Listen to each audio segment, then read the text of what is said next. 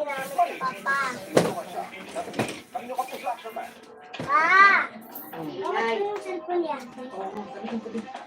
Dapat ko ba yung ilalim lang tayo. Ayro, sigilit mo muna yung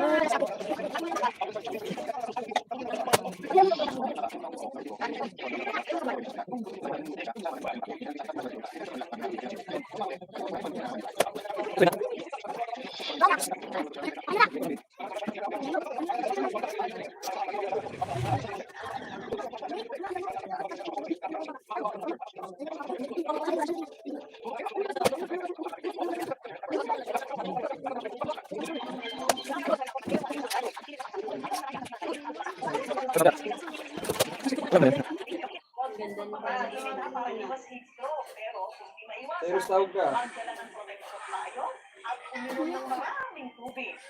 Sa Metro Manila, posible naman kumapos sa 38 to 40 degrees ang mga index. Ngayon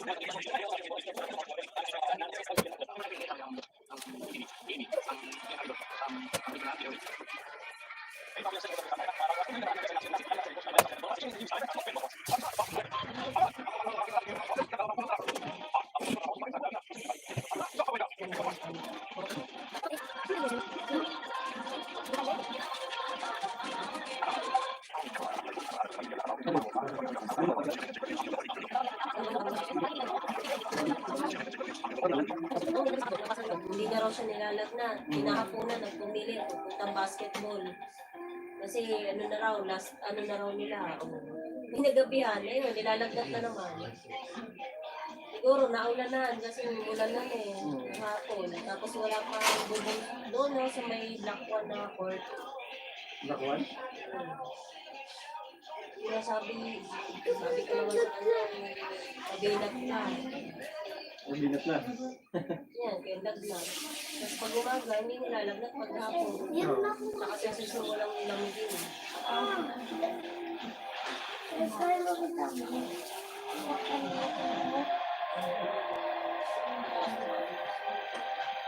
Yung maliit, dumaling, yung nabutan niya kami gano'n pa kanina. Dumaling, nahawa kasi. Siya na lang, bumabalik.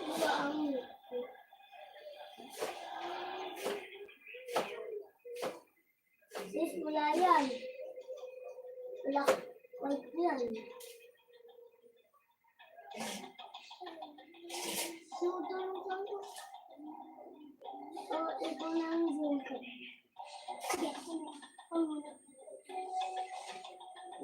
Pagkatapos pa natin mag-ito. Magkailan tayo. Okay.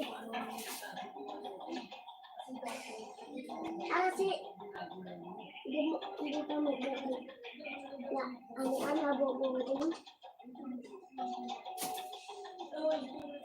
Hindi. Kailangan may money tayo para mabago ang natin. Yung ano natin. Yung tao natin. Ano tayo.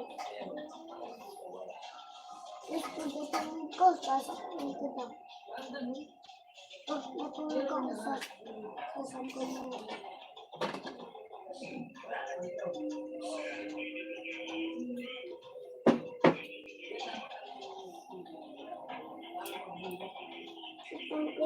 yun.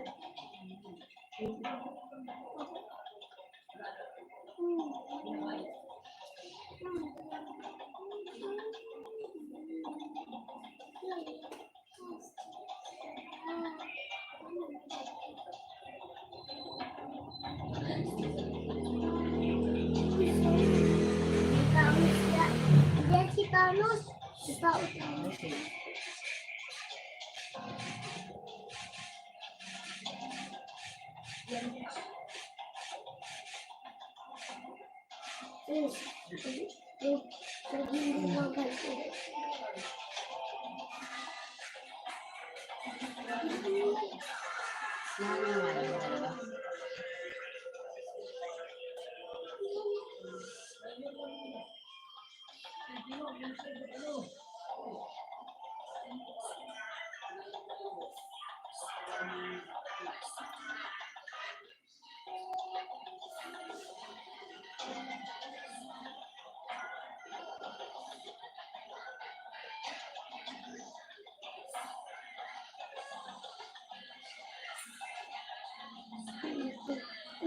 Ito yung malaki.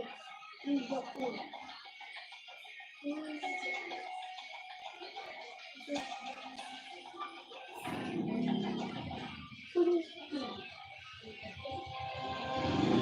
Hindi nakatakas sa puyo ng isang lalaki sa Parañaque. Matapos niyang ma-hostage ng isang batang babae. Yan ang aking subukan. Exclusive. Yes, tanggap na yan. Unang nilapitan ng isang mabato na kutsilyo ang isang nakascooter sa bungad ng palengke. Pero mabilis na umalis sa kanyang scooter at naglakad palayo ang lalaki na ayon sa mga pulis ay unang tinarget na i-hostage ng suspect. Kaya pumasok ang suspect sa palengke at nabali ang atensyon sa 2 taong gulang na bata sa gilid. Mabilis itong ginarka ng suspect at hinostage. Doon na, nabulabog ang mga tao sa Fisherman's Walk ng barangay na Huerta, Parañaque. Sinundan nila ang suspect at ang kanyang hostage. Ang ama naman ng bata agad nakapagsumbong sa estasyon ng PNP Maritime Group sa lugar. Nung mag-asawa kasi pag sinabi ng trabaho, yung anak ko sa trabaho, nasa tabi lang nila ang bata. Yung dumami itong suspect at kitang kinain yung bata. Dalawang pulis ang agad na dinaglo. Sumabay sila sa mga tao humakapon sa hostage taker na noon daw ay hindi maipita ang mukha sa galing. Paulit-ulit nila sinasabi, huwag niyo akong lapitan dahil papatayin ko to. At talagang gagawin niya, hindi siya nagbibiro na ituloy na itarak yung kutsilyo sa bata. Kaya hindi rin kami insist na lapitan siya kasi pwede ma-compromise yung Nagtagal ang hostage taking dahil hindi raw nakikipag-usap ang suspect. Actually, walang depende. Based dun sa investigation ng mga tropa natin, ang lumabas, nagkaroon ng family problem. Hanggang sa makakuha na ng tempo ang mga pulis. Nang ibabaraw ng suspect ang kutsilyo, dito na siya sinunggaban. Pinapasyon ng Bella at staff Sergeant Gaspunto. Sa kuha ng CCTV, makikita rin kung paano pinulog ng mga tao ang suspect. Lang na po sir. Yung bata po is tinover ko sir kasi ang dami pong tao, pati yung bata matamaan din sa mga ulos ng mga dumating na mga tambay. Sugatan sa pasyon ng Bella. Hindi ko po talaga pinitawag yung video kahit kami lang po na parang mga puto din delivery na. Kung nasa isip ko po kasi nun sir, baka may ibang makakuha. Yung pagkasaksak yung suspect o yung suspect tumayawak ng yung saksak sa bata o kahit kanino. Kaya pinitawag ko lang po nung alaman ko na si Kabadito na yung mayawak. Ang suspect humingi ng tawad sa kanyang ginawa. Siyempre, hindi gusto wala nga sa umo. Kasi lang ko sisisi. Haharap ka sa kasong serious illegal detention, child abuse, alarming scandal, at illegal possession of deadly weapon. Bakit? Luis Romano, mga gusto, 24 oras. Isa sa mga pinaka-apektado ng nagpapatuloy na aktibidad ng Butang Kanlaon, ang mga mag-aaral sa Negros Island. Ilang buwan din silang nag-evacuate kasama ang kanilang pamilya pero hindi sa na para sa kanilang mga pangarap. Tuloy-tuloy ang pagtulong ng Kilay Kapuso Foundation na nagtulong naman sa Canlaon City at bayan ng Dakang Kenyan. Ang mga pagsikat ng amin ay sumisimbolo sa tayo sa pangarap ng mga mag-aaral sa Barangay Malaiba sa Canlaon City, Negros Oriental. Apektado man ang pagputol ng butang Canlaon, hindi sila nagpatina sa pagkamit ng kanilang pangalan. Ryan at District Cruz na si Chris, nakapagtapos siya with honor. Nagbungang araw ang sakripisyo sa pagsasaka ng mag-asawang sina Ricky at Amy.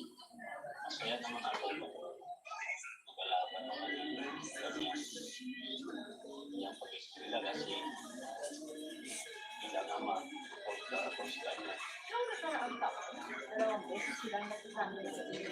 Umabot din ng 50,000 piso ang kanilang lupo dahil sa susalang ulot ng butan sa kanilang panangin. Napakahirap kasi ang pumutok ng butan, ang bakit kami, ang din tayo doon, ang sakit ng mga bata. Ang Pinoy Kapuso Foundation ang nakatagan ng mga residente at mag-aaral na nakapagpuhan ng aktibidad ng buwan. Kaya agad tayo namahagi ng tulong sa may 5,000 residente sa Barangay Malaiba, sa Canlaon City at Barangay Mansalanaw sa Lakas Triana. Yung number 1 po na naapektuhan ng Canlaon po is yung mga farmers natin. Since June 3 po, meron po tayong naitalang mga bilyon na po na damage ng crops po natin. Pero patuloy naman din po yung mga negosyo dito sa Canlaon.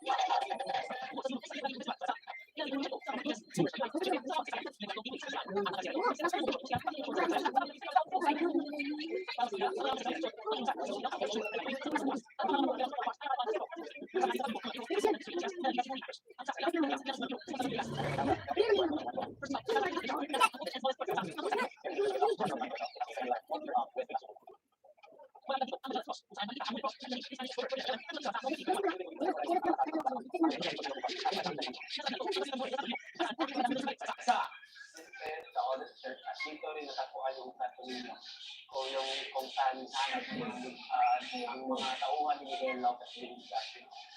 Pati ang Casa Corodo na ngayon isang museo. Nung bahay na ito sa mga magandang halimbawa sa Colonial Era House o mas kilala natin dito sa Sikuna, balay ng isang mga bahay na may sila pares ang upuan.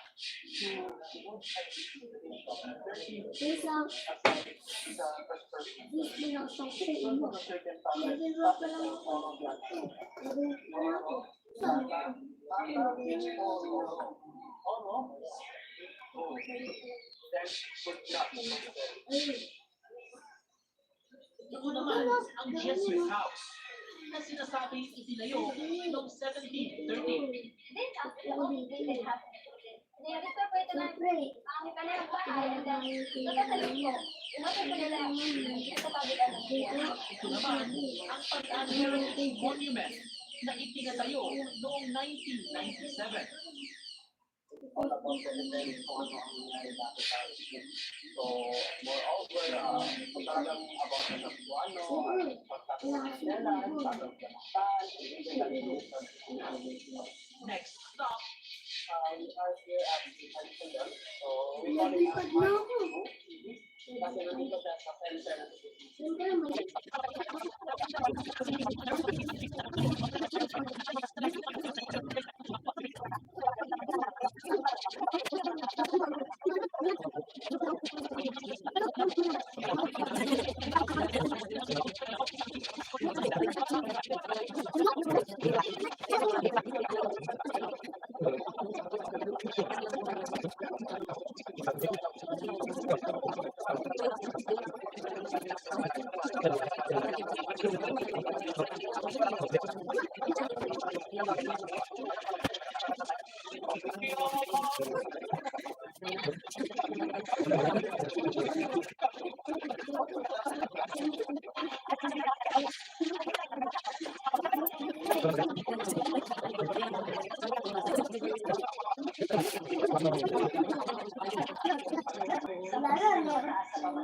Budget, nagtanong mo sa Kumasahe pa rin. hindi ako pwede kami na makakapagod pa.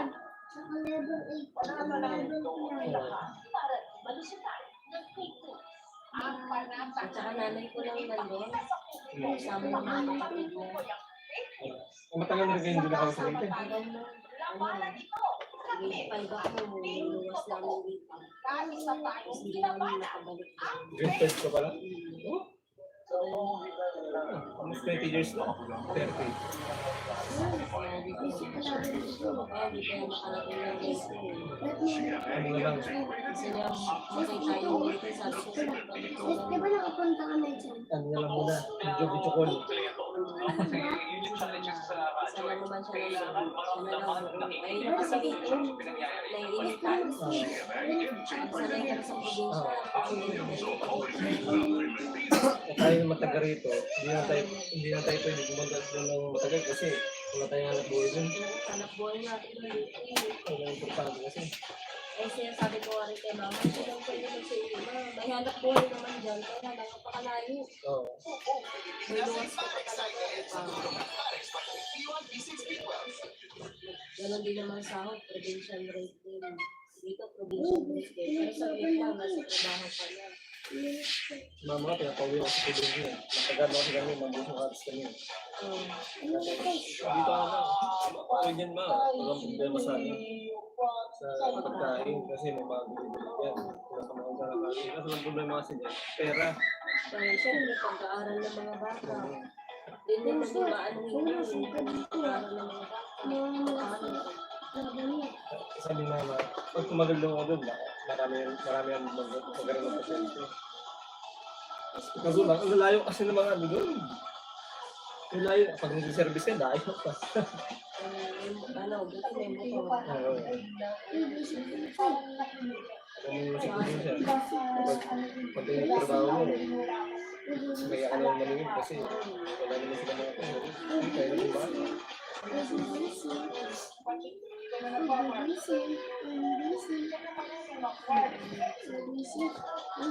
Sa inyo, malapit din sa syudad o sa bayan.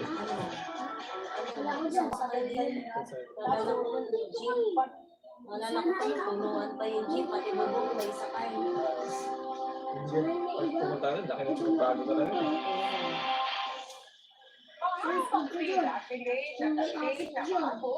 Ang pinitensya ng maraming pasahero sa Parañaque Integrated Terminal Exchange. Kaya ang iba, tinis na lang na tumayo sa biyahe. Ang latest doon, alaming sa rider board, si Manny Duman. Bakit? Maganda doon kung may pera ka, bakasyon na. Dalawang linggo, balik na ka. na dumagsa ngayong Miyerkules Santo Kasi sa sa tayo sa Parañaque Integrated Terminal Exchange na inasahan Saka dito kasi, hanggang Manila, lakad na, wala na ng mga 200,000 bata. ang buto o kasagsagan ng tinatawag na family. Oo! Malaking palengke, pwede na Sa kagustuhan makauwi agad sa Dasmariñas, Cavite, sa Puerto Cabales, kahit matagal natatayo sa biyahe. Hindi mo sabi, parang layo ka rin. Pinagpinasya ng ibang nasa harapan sa ila na mas malayo ang destinasyon. Pagkala ng PITX na pwede lang ang tayuan na mas malapit ang bababaan. Alaga ka na. Alaga ka na ng manok. Patakain mo na lang ng mga Kahit sa dami rin ng mga sasakyan sa kalsada, Asawa niyo, taga sa saan? biyahe ng mga Bus at nagdadasal sa mundo. Ilocano. Kaya lang, hindi naman sa kakauwi doon. Parang dito yung sila namuhay. Mahaba na rin ang mga para sa pinakauwing hipon. Pinag-iis na muna ang mga chance passenger. Ordinary bus na lang ang available dahil fully booked na ang mga airport. Yes, walang school po. Yes, walang lang. May friends na, hinihintayin yung papadating na bahay. Pero makakapakayo. Kahit ang mga may ticket na, naghihintay pa rin dahil sa tagal ng dating ng mga bilis. Pero, namumunta lang maghintay na naman kami. Yes, walang school na Minsan naman yung pagkain. Minsan dito, alas 11, meron. Siyempre po, pag ito sa mga Tapos nung nakaraan talaga, slow na alas 2. Papasok palabas ng Metro Manila. So nakaka-contribute Yung po mga sa pagpapalita ng mga nakulat tubig na mga lang. Sinasawa ng CITX na makakapagalakas Minsan, hindi kita niya, oras, magpansin niya, alas 4 na lang.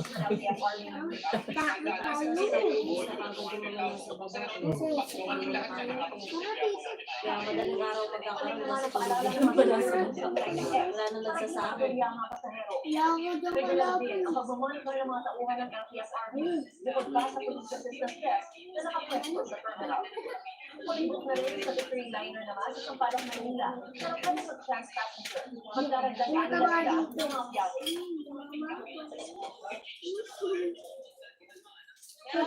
hanggang bukas, Father Santo, inaasahan na malaking bulto pa ng mga pasahero dito sa BRTS. Inaisuhan naman ang mga pagbiyahe at magkakabay na lang para hindi makapara sa kapwa at mas maging komportable rin ang mismo pagbiyahe. At yun ang pinakasaliwang balita mula pa rin dito sa BRTS. Maraming salamat kayo. Walaban ko ba?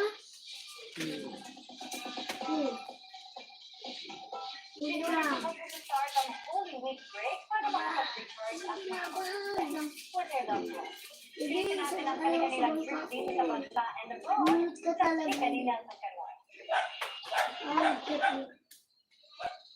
6 turns 6. Manalolong inspired ang pinost na photo ni Tito Dantes ng pag-iinangkay ng Kuliko na mahilig sa animal. Sa Instagram story ni Tito, kita kung gaano ka-pogi ang birthday boy na nag-enjoy din sa kanyang pagkain ng ice cream sa Japan. Nagpunta rin ang Dantes Squad sa Safari Park at nagpakain ng Inahayo. Enjoying a drama vibe naman ang engaged Marco Coconas and Shia Diaz at Puso. Inisita nila doon ang ilang BTS-related attractions.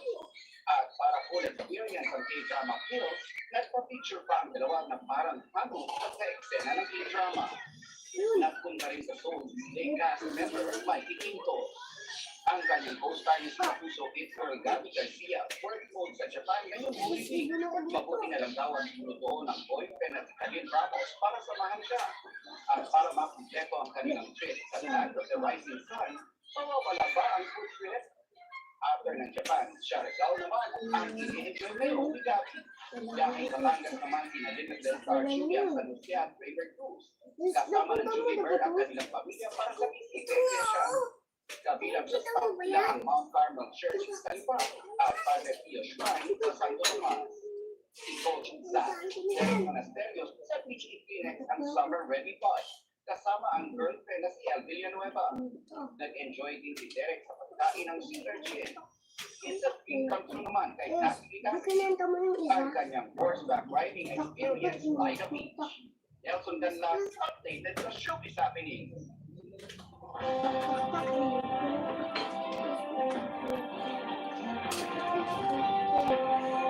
Dumating sa Pilipinas ang delegasyon mula European Union para obserbahan at i-monitor ang electoral process sa bansa. 72 election observers ang idinagloy sa invitasyon ng Comelec.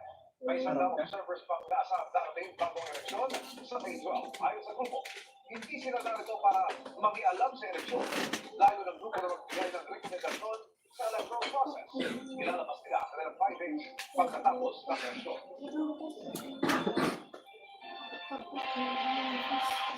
Walang naling patid ang dagsa ng pagkakero sa iba't ibang terminals at pandalan sa iba't ibang bahagi ng Luzon, pati po sa Visayas at Mindanao. Nakatutok si Chino Gaston. Alas 3 ng madaling araw pa lang sa Diyan sa Tabaco Port, ang mga biyaherong tatawid Pakatanduanes. Nagkakabon ang marami, lalo may hanggang bukas na lang ang biyahe ng mga barko papunta at galing sa Catanduanes. Kasama din ni Gloria na muling babalik ang regular na biyahe. Nagkakabon ang mga biyahero sa Tagbilaran Seaport sa Bohol, ngayon din sa Tagbilaran Integrated Bus Terminal. Pero sa problema sa terminal na matagal sa dating ng mga bus, iniiyak ng mga bus company na sapat na mga bus para sa mga pasahero. Halos wala nang pati ng daling at alis ng mga biyahero mula sa Clark International Airport. Inaasahang tuloy-tuloy ang dansa rito ng mga pasahero hanggang sa linggo ng pagkabuhay. Ngayon pala, mas mataas na ng 20% ang bilang nila kumpara noong Semana Santa 2024. Pero wala pa namang congestion sa paliparan. Mahigit ang seguridad yan. Ngayon din sa iba pang transport hub sa bansa. Sa terminal na ang Coronadal City, may on-the-spot drug testing.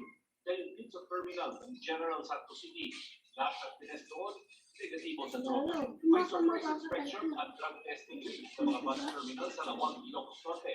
Pero bukod sa pagiging kapalasya, may ilang polis lawag na namanata rin sa pamamagitan ng pagbubuhat cruise para sa station ng Katro sa loob ng Ilocos Norte Police Provincial Office. Bukod sa pamamalata, pagkakataon sa maraming bakasyonista at magpahinga sa San Luis Aurora, medyo ilang ang pagiging sa mga ilog o pagtatapos sa Wala ang uminaw.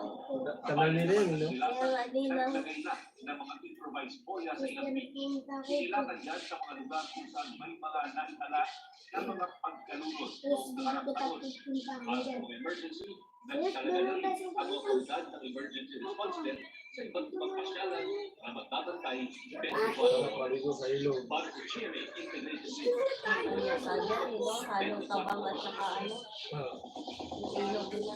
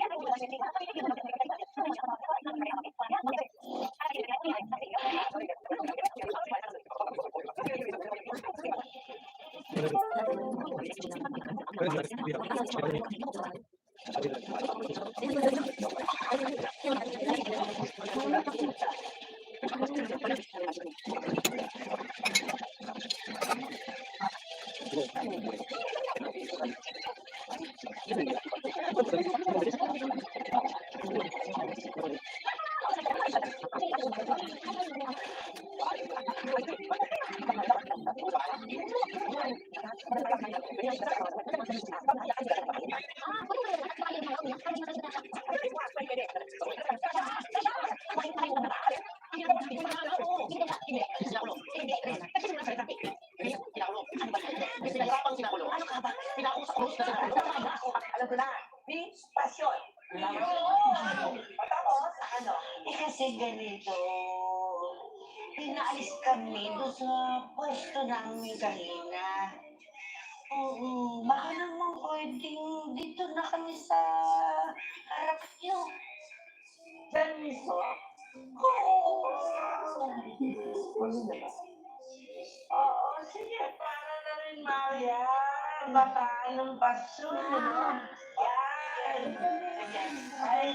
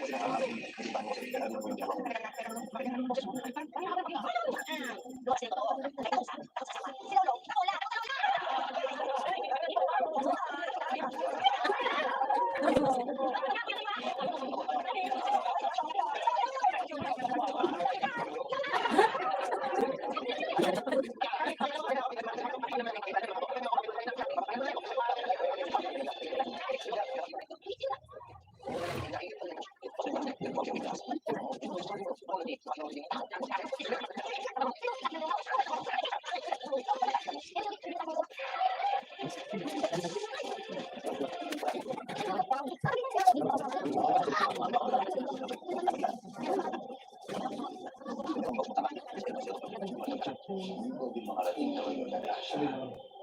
Kailangan ko na inisip ko sa nagasya kapag kailangan ko Ano naman, Lods? Kaming bahala sa'yo. Sige. Yan. Bahala.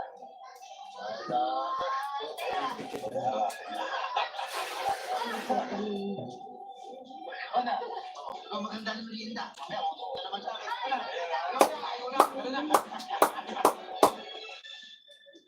Do you understand? Yes, sir. Sorry na po. Wala po talagang kasalanan si Master Tony. Ako po talaga dahilan kung bakit gusto namin nasagot yung tawag niya. No, sir. Ako po yung senior, so it's my responsibility. Okay. Isisend ko sa inyo ang picture ng vigilante na kailangan yung mahuli. Ipapadala ko rin ng ibang vigilante. Yes, sir. Sorry po, Master Tony. Ano dapat kita niyayang kumain? Tapos na yun. Tsaka, pwede ba huwag mo tawagin Master? Master kita! Go idol ko eh! Sa trabaho natin, walang idol, walang master. Dahil mga tao yung boss natin. Eh, tao ka naman din. Mga tao as tao bayan. Binaw mo kasi.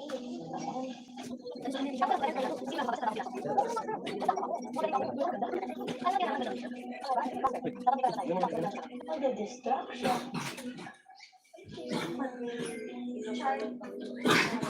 Thank you for watching TTC Hindi. Shout out to Henry, Jadi, TTC, and Love 11. Ako, kain ka. Huwag ka takot papupunta. Ganito ko sa lalagaran.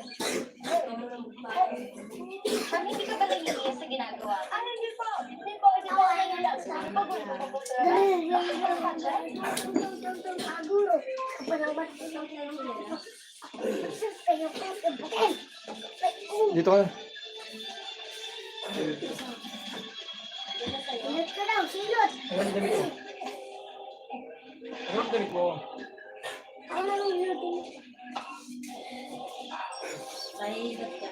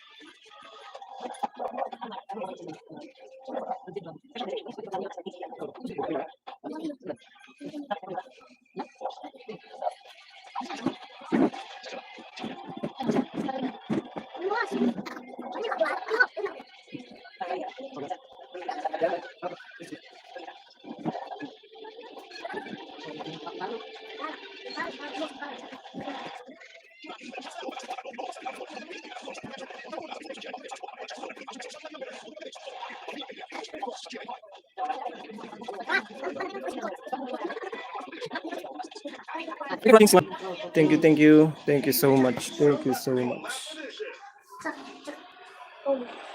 Tama nilagay ko.